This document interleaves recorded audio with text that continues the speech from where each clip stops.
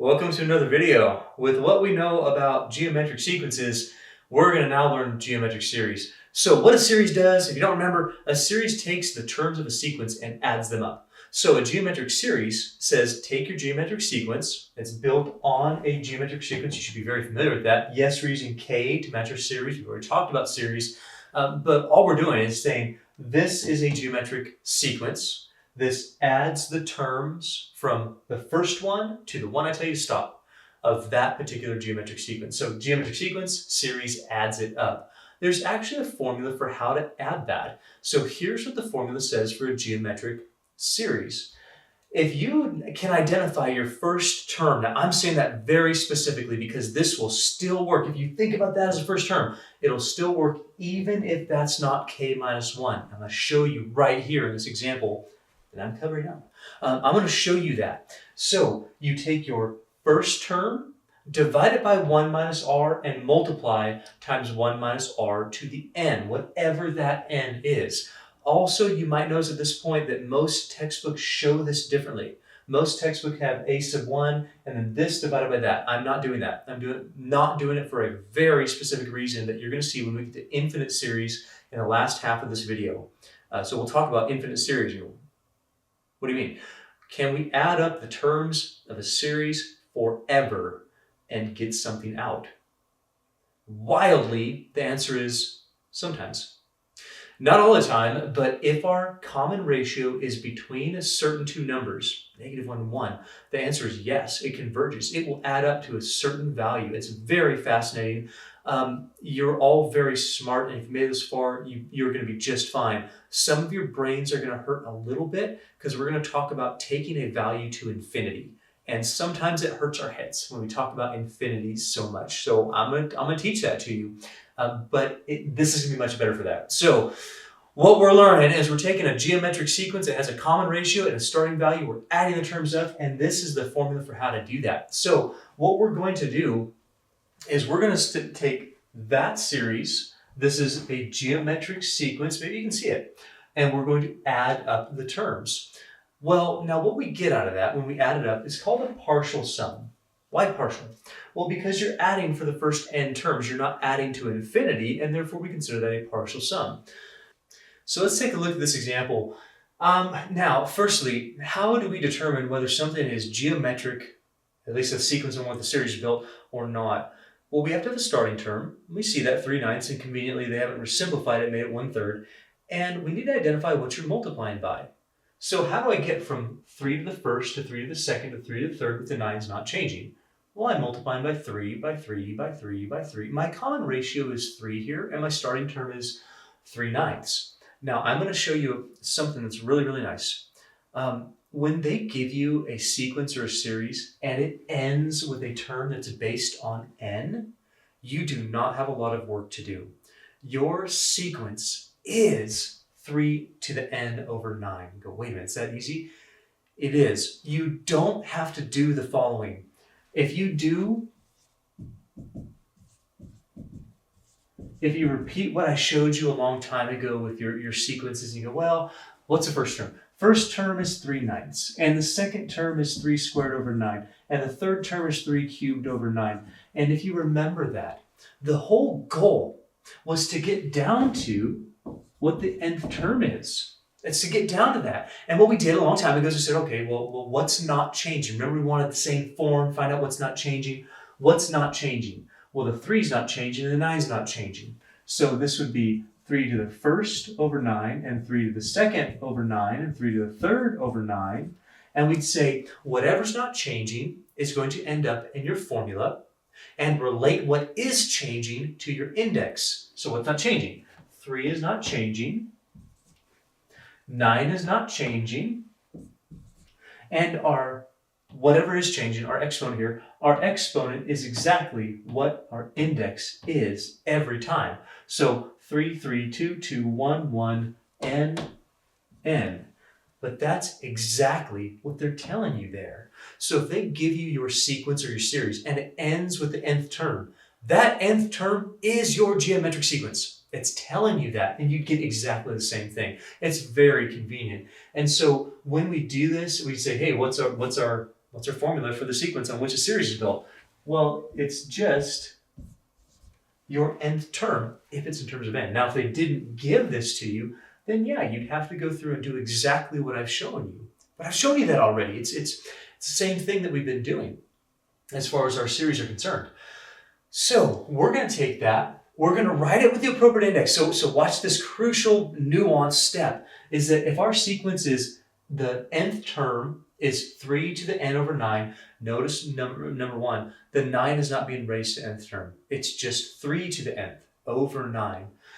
Then if that's to the nth term, remember that we have to match whatever this says. So we need to say this sequence is 3 to the k over 9. Why that? Because you'd start at 1.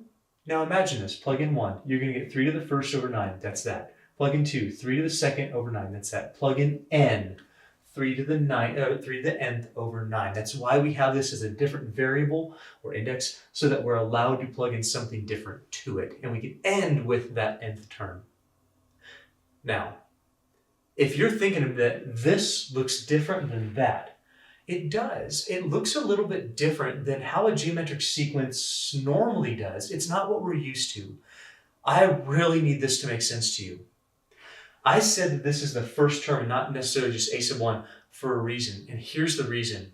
It does not matter at all if this looks exactly like this. This makes it easier a little bit, but it doesn't matter. All you have to be able to do, and I promise this is the case, is identify your first term and identify your common ratio. So let's talk about the first term. How do you identify the first term? The first term is always identifiable by taking this and plugging it in. So even though it doesn't look like that, take 1, plug it in here. 3 to the first is 3.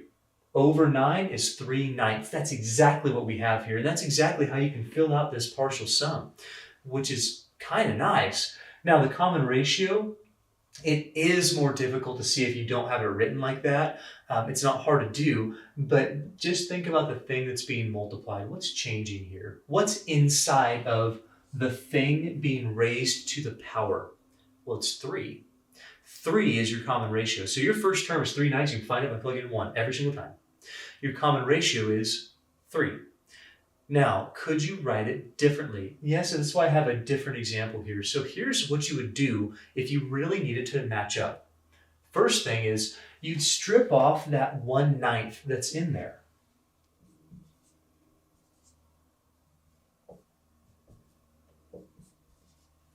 So that would give you 1/9 times 3 to the k. Because 9 is not being raised to the k power, that's perfectly appropriate to do. The other issue, though, is that says k minus 1, and that one doesn't. So what are you going to do? Well, if that doesn't say k minus 1, you can change it, but you have to really think outside the box here.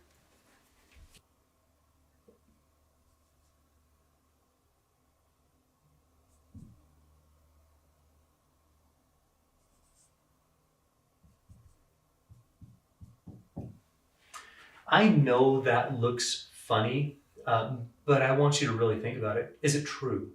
Is it true that 3 to the k is the same thing as 3 to the k minus 1 plus 1?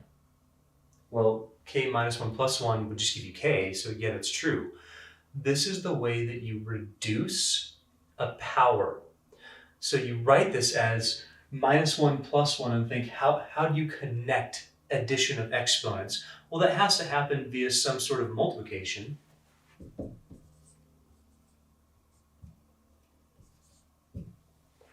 So the only way exponents are added is if they came from common bases being multiplied.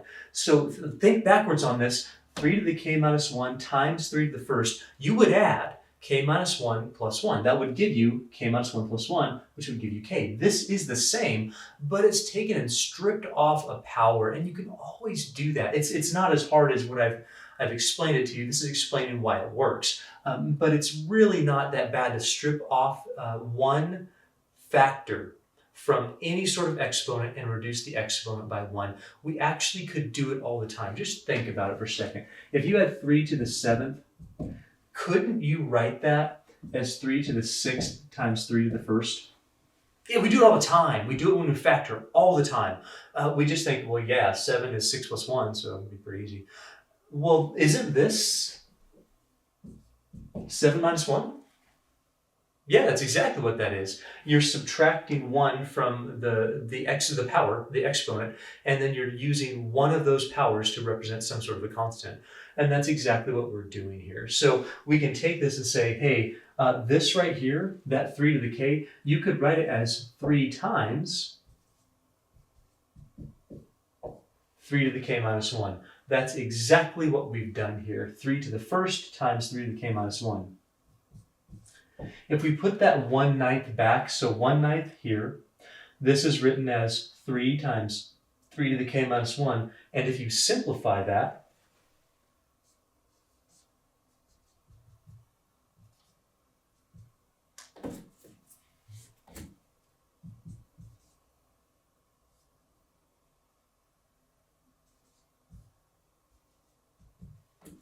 yeah, these really should be written a little bit better. I'm going to do this. There, that's better.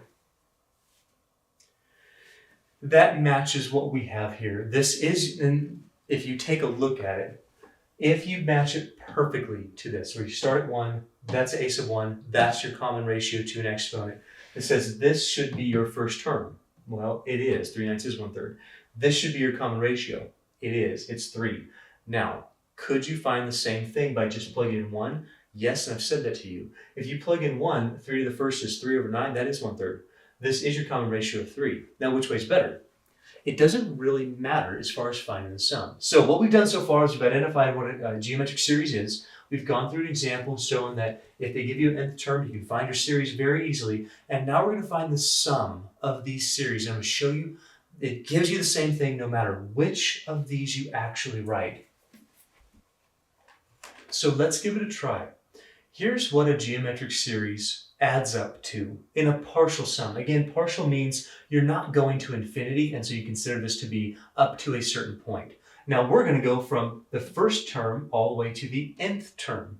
Well, what does that mean? You just leave the n. That's okay. And here's what this says. Find your first term, divide by 1 minus your common ratio, and then multiply 1 minus your common ratio to the nth power, whatever that power is. So let's identify the first term. This way, it's pretty easy because it matches up perfectly. Go, okay, your first term, it fits the model perfectly. Your first term is 1/3 divided by, you take 1 minus your common ratio. That's 1 minus 3, so we have first term, 1/3 here. 1 minus common ratio, 1 minus 3.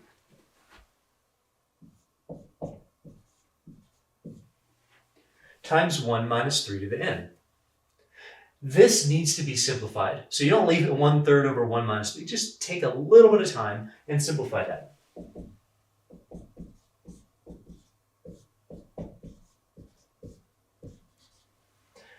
So 1/3 divided by -2 is -1/6.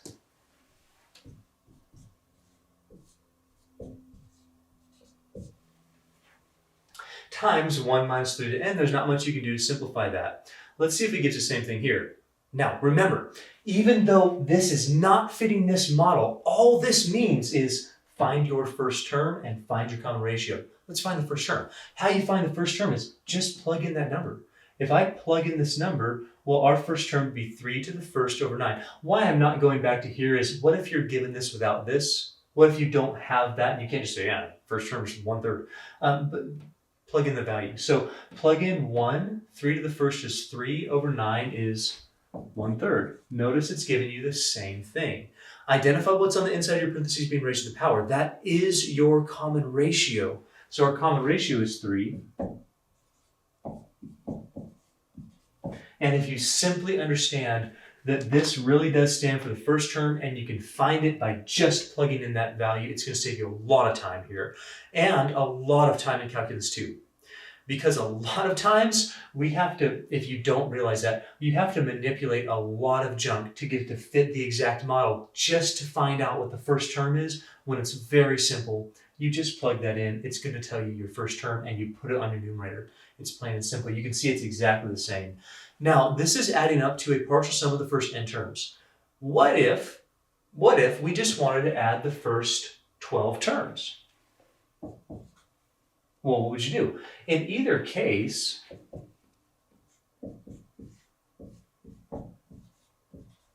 if you're going to a finite number of terms, this will add it. This says if you're going to the 12th term, then you're going to do exactly the same thing. Your first term here, 1 minus your common ratio, that's what that says. And then 1 minus your common ratio to whatever your n is. In our case, we change this to negative 1/6, 1 minus the common ratio to the 12th power. That's all there would be to it.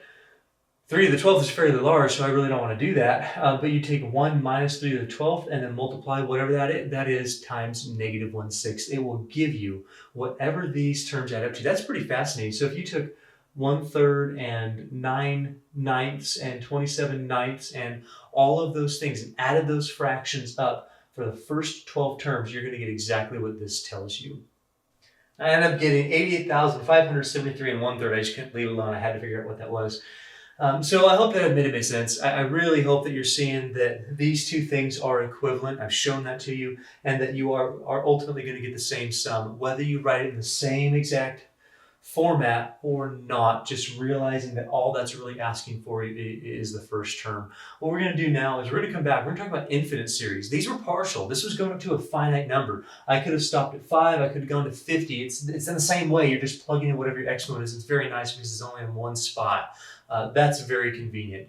So we'll come back and talk about when a geometric series will add up to a finite number with an infinite number of terms. Okay, here we go. Last little bit, talking about infinite geometric series. What in the world those entail? What if I didn't stop and I just added up all the terms of this geometric series sequence from the first term all the way to infinity, so I never stop adding them up? Is there a time when this is going to add to a finite number? That's a wild thought and can really hurt your head a little bit if we start thinking about infinity. It's like, that's not possible. It is possible, and I'm going to prove it to you, but only in certain cases. So we're going to figure out when a geometric series will what's called converge, add up to a finite number, or diverge, add up to either positive or negative infinity. It will be one of those two cases. That's the only two things that we can possibly have with a series, adding to a number or not. All right, well, let's figure out what in the world happens. I want you to look at the subtle changes I made between the last part of this video and this part. Instead of going from 1 and stopping at n, this is now an infinite series. I start at the first term, I don't end, that goes to infinity. Now, we still have a sum. This is the sum of every single geometric series ever. And I know that if you see this in your textbook, that's not there. We're going to talk about why right now. So on a partial sum, you have the ability to stop, right? You have the ability to stop somewhere and say, all right, I can plug in a value here. Here's when you should know when this series is going to converge or diverge. I really need you to listen very carefully about this. Let's imagine that n goes to infinity. So we're starting to think kind of a limit idea. What would happen if n goes to infinity? If I just don't end, what would that happen? Well, r, your common ratio, this is key, your common ratio would be raised to a really, really, really big exponent, infinity. Is this always going to be infinity? Now you might be thinking, well, man, if I take a constant common ratio and I just take it to infinite power, it's just going to be really big, or maybe really negative, but it's just going to be really, really big. Is it though? Let's think about this. What would happen if this value is, 2? Well, then 2 to the infinity would be infinity. But what would happen if that was 1/2? Think about the values of fractions when you start multiplying them. So 1/2 times 1/2 is 1/4. 1/2 to the 3rd power is 1/8. 1/2 to the 4th power is 1/16. What would 1/2 to the infinity power be? Well, that would be 1.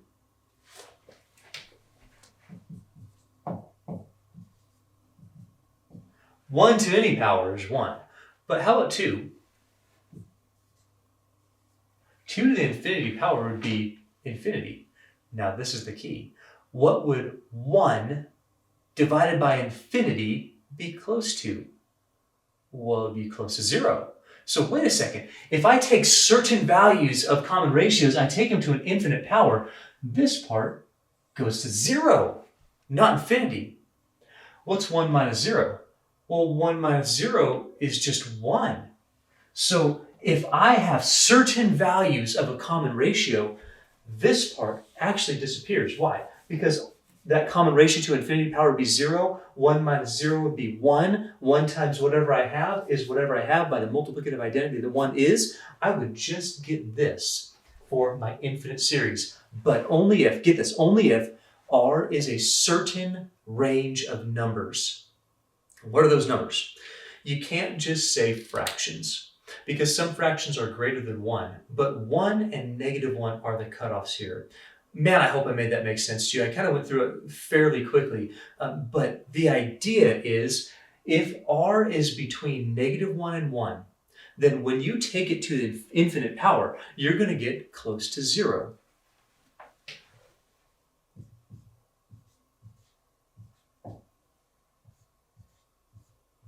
You can say that two ways. If R is a fraction between -1 and 1, or if the absolute value of R is less than 1, these two things need to be in the same in your head. You go, yeah, okay. Absolute value-wise, these make the same thing. If this is true, then your partial sum, when I take R to the infinity, if we have a fraction, when you take fractions to exponents, as exponents get larger, those fractions get smaller. 1 minus R to the infinity, if R is a fraction between -1 and 1, this is going to go to 0. If this goes to 0, 1 minus 0 is 1. This times 1 gives you this, but only if R is between these two values. So this only what we call converges, has a finite sum if R is between -1 and 1.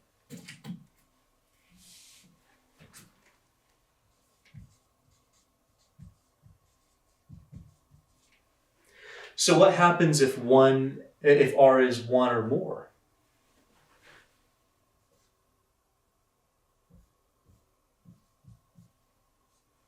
So outside of this interval, so less than -1, or more than 1, or equal to -1 or 1. That's what this says. What if the absolute value of R is greater than 1 or equal to 1? Well, if it's equal to 1, then what we would get here is we would get 1, but this would count for whatever our first term is for infinity. So you'd have like, maybe that's 1/9. 1/9 plus 1/9 plus 1/9 plus 1/9 plus 1. I don't care how many times you add 1/9, but if you do it infinity times, you're going to get infinity. This would be divergent, or this would diverge. What if R is more than that, like 2? Well, it's going to diverge even quicker. So if R is outside that interval, so imagine that. Imagine R is a number like 2. 2 to the infinity is infinity. You're smoked. You're done. Because 1 minus something that's infinity is negative infinity. I don't care what you have here. It's not going to be 0. Something times negative infinity is going to be negative infinity. Unless it's negative, it's positive infinity. But you're not going to get a finite sum. So the long story that I just explained is important. But I hope that you understand this more concise wrap-up. If you have fractions between -1 and 1, when you take them to the infinite power, you get 0. And that means that this part is gone, and this would be your sum, but it only works if that part goes to 0, and that part only goes to 0 if this happens, if your common ratio in absolute value is less than 1, or other words, between -1 and 1. A fraction less than 1 raised to a power gets smaller. That's what we needed to make that not be infinity. On the contrary, if your common ratio is more than 1, that keeps growing. This whole thing goes to infinity. And if your common ratio is more than 1, that's what's going to happen every single time. We call that diverge. Or diverges, we can say divergent.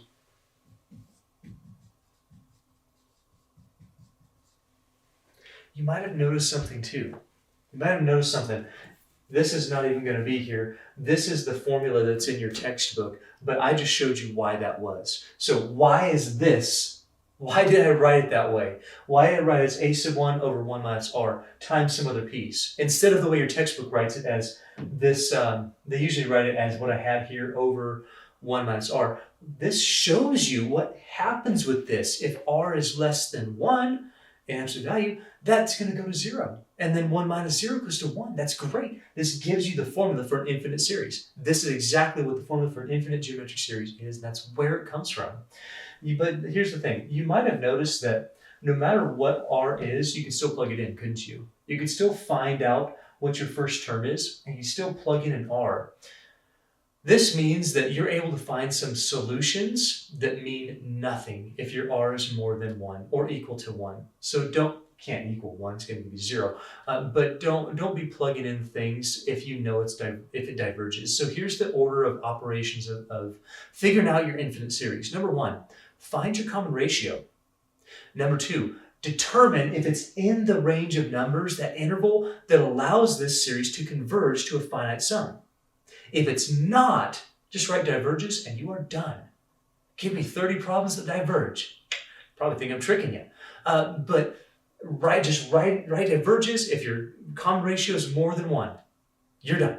Now, if it's not, then you find your first term, just plug in 1, whatever it is, plug in your first term, and then divide by 1 minus your common ratio. And it's very easy. It's not bad. So we're going to run through our 5 examples here. I'll reiterate this. I'll talk about how taking that partial sum and letting your n go to infinity is how we're finding this, and what would happen if your r is less than 1 in absolute value. So we take a look at it. Is that a geometric series? Well, yeah, it's got a common ratio. It's being raised to an exponent. Is it an infinite series? Yeah, it's got infinity, so that we're getting used to this right now. The first thing we do is we identify what our common ratio is. So our common ratio is 1/3. It's always the thing in parentheses being raised to the exponent. In general, it's the thing being raised to the exponent. So our common ratio is 1/3. Now classify it. If our common ratio is between -1 and 1, this infinite series will converge, and we talked about why. If I take 1/3 to the second power, make it 1/9. How about to the 100th power? Well, I'm going to get something really, really small. In fact, to the infinite power, so small it doesn't matter. So the formula we had before says if my 1/3 goes here and my n gets absurdly large, then this gets absurdly small. 1/3 to the infinity is going to be 0. 1 minus 0 is 1. That's why that partial sum actually works for an infinite series, because this disappears, but only if your fraction's between -1 and 1. That's exciting. That's very interesting. We're using some pretty cool stuff here. Most people never get that. They never see that, ever. So we're going to determine our common ratio. We're going to say this fits here. This is less than 1 in absolute value. That means that this series will converge. And now, after we've determined that it converges, we're going to find the sum. You see, it's really pointless to say diverges and then try to find the sum. When you say that this diverges, you're saying the sum goes to infinity. That's what you're saying. So diverges says it doesn't go to a number, goes most of the time, goes to infinity or negative infinity. So you're saying that right here, saying it doesn't have a sum. That's what diverges means, doesn't have a finite sum. Okay, so if it doesn't have a finite sum, why would you go and find it if it diverges? If it converges, it's saying it does have a finite sum. Now, once we determine it converges, we find it.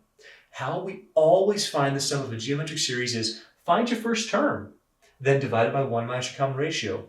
So what I always do, I just plug in 1. I don't care what form it is, it does not matter. Just plug in 1. So 1 minus 1 is 0. 1/3 to the 0 power is 1. And 8 times 1 is 8. What I walked you through, that whole 1 minus 1 is 0 thing, that's why this is written as first term here. Because if I plug in 1, 1 minus 1 is always 0. Common ratio to the 0 power is always 1. And 1 times this is always going to give you your first term. So that's why that's your first term here is 8. Then divide by 1 minus your common ratio. And simplify it a little bit. So this is 8 over 2/3.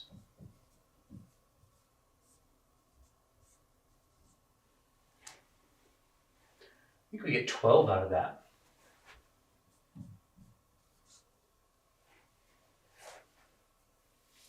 Number of ways you can do it. Use your calculator. 8 divided by 2/3.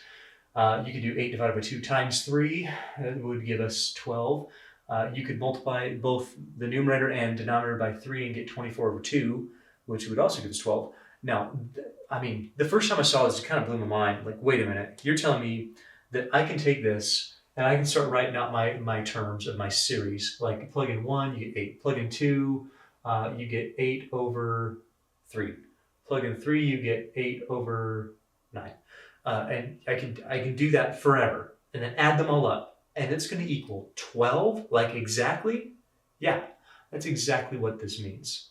Why? Is because that fraction being between -1 and 1, when I take that to very, very large terms, ends up being 0. It all matches up to give you 12. It's a fascinating piece of math. Let's move on a little bit. So we have another geometric series. We know, oh, can you identify your common ratio? Can you right now look at this and say common ratio is the thing that's being raised to the power? It's not 1/2, it's 3. Can you identify your first term if you had to? Well, it fits our form, and so our first term would be 1/2. Or plug in 1. 1 minus 1 is 0, 3 to the 0 power is 1. 1 times 1/2 is 1/2.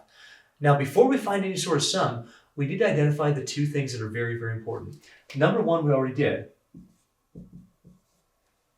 R is 3. So if R is 3, think about what that means. If our common ratio is 3, 3 is not less than 1. 3 is more than, greater than, or equal to 1. Now, why would that make a difference? Imagine plugging in 3 here. Think about this. This is the formula for a partial sum. We're just letting this go to infinity. It's only part of this that can change because we're the only part we're letting go to infinity. So if this goes to infinity, then 3 to the infinity is enormous. 1 minus that is really negative. And that's our first term of 1/2. This is going to negative infinity. There's no way that this could ever go to 0 because 3 to the infinity is enormous. So this would diverge. And that's why I'm trying to walk you through why this makes sense again and again so that it'll stick with you. So this says, yeah, your common ratio is more than 1 in absolute value. It's going to diverge. For the reasons we just talked about. So would it benefit you to do that? Would it benefit you to take your first term divided by 1 minus your common ratio, 1 minus 3? Notice how you can get an answer, but notice that we already said it's going to negative infinity. And I showed you that right here. This is nonsense. It's absolutely useless. This only works if this thing goes to 0. This thing only goes to 0 if your common ratio is less than 1 in absolute value. It's the only way it works. So if you go, well, I mean, I'm just gonna take this piece of it. Look what you're missing.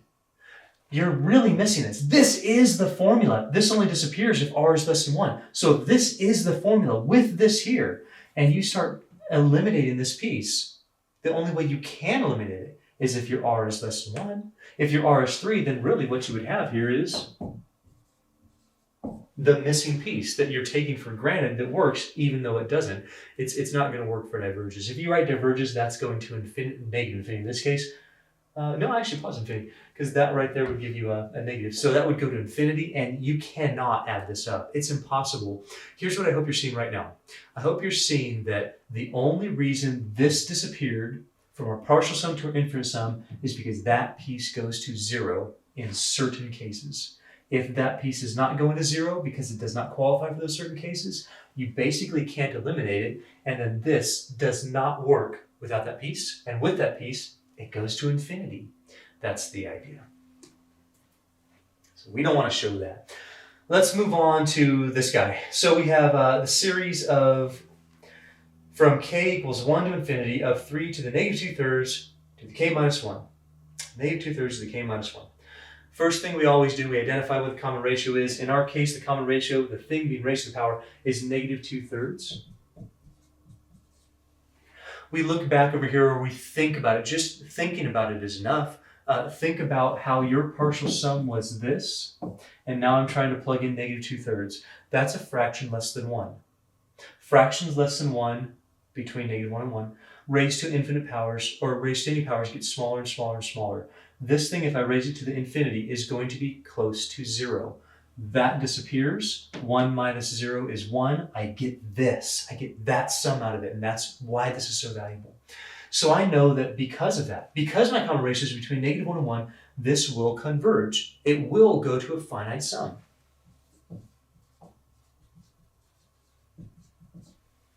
All right, if it converges, well, you need to find out what it converges to.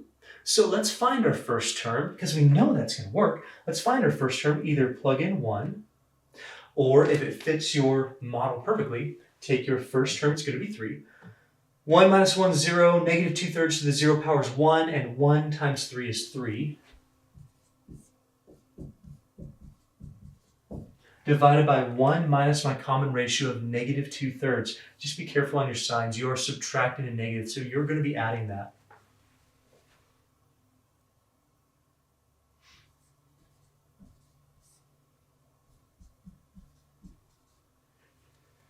So let's see, 3/3 plus 2/3 is 5/3. That's going to be 9/5.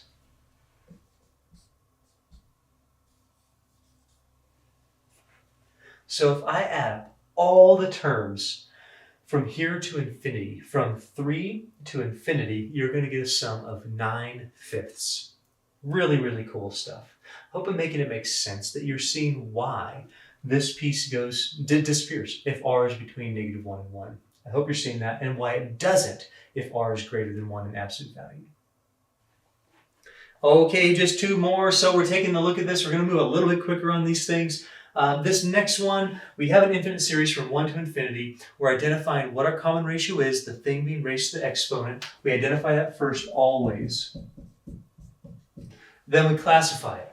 Is this common ratio between negative 1 and 1, or is it outside negative 1 and 1? In other words, is the absolute value less than 1 or not? Well, the absolute value of this is 5/4. 5/4 is 1 and 1/4. This is greater than 1 in absolute value, or it fails to be in our interval from negative 1 to 1. This is not going to converge. This diverges. We always determine that before we find the sum. So at this point, here's what this says. If your common ratio does not fit a convergent model and it diverges, then we say there's no sense in finding the sum, because this is either going to be positive or negative infinity. This is not going to add up to a finite number. Therefore, this formula does not work, because we'd be missing this piece, and this piece would go to infinity. That's what happens when r is greater than 1. And you take it to an infinity. It goes to infinity as well, either positive or negative. And so this says, no, we're not going to get there. That diverges. Don't go any further. Don't use this formula, because it doesn't make sense to do without that piece, and that piece says infinity. Last one, so the sum from 1 to infinity of 3 times 2/3 to the k. Let's identify our common ratio first. Notice it doesn't have to look exactly like that. Our common ratio is just the thing that's being raised to the exponent. It's 2/3. Well, let's classify that. Does that fit in converges or diverges? Think about it. If 2/3 is our common ratio, and that's between negative 1 and 1, or that's a fraction less than 1 in absolute value, then when I take it to infinity, it's going to go to 0. 1 minus 0 is 1.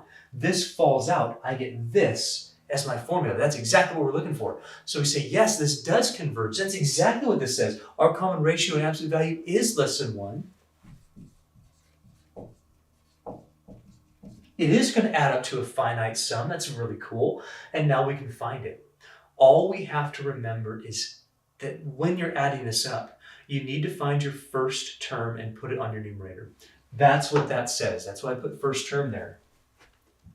So your first term is not 3. Now, I've been prefacing this with every example we've actually found a sum for, but I always do this. I take 1 and I plug it in. Whatever you get is your first term. That's what the 1 means. So if I plug in 1, I get 2/3 to the first power. Not 0 power. I get 2/3 to the first power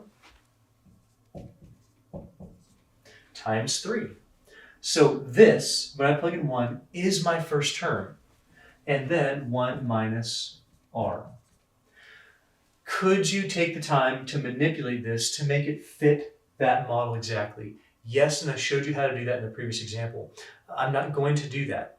I really am not this time because it's a lot easier just to understand what this is talking about. What this is talking about is take your first term, whatever it is. How do you find your first term?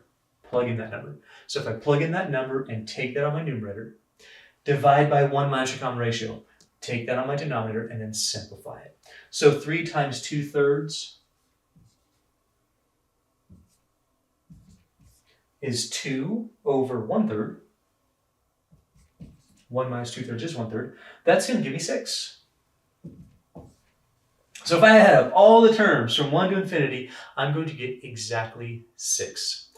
I hope that you had I hope you had fun. I hope you enjoyed thinking about the infinity and when that would go to 0 and when it wouldn't, and how that affects going from a partial sum, where that is, to an infinite sum, where this either goes to infinity or it goes to 0, depending on what your common ratio is. I hope it made that make sense, that you really, really see it. If you can, then this really, if you've taken Calculus 2, you will understand how this idea will really help you there, or probably would have helped you if you would have known that before taking Calc 2. So if you're going to get there eventually. When you get there, this idea of understanding how infinity works with fractions can be very, very, very valuable, which is why I'm teaching it to you now. So hopefully I've explained it in such a way that you understand what's going on with that formula. I know that your textbook will not show this to you for an infinite series.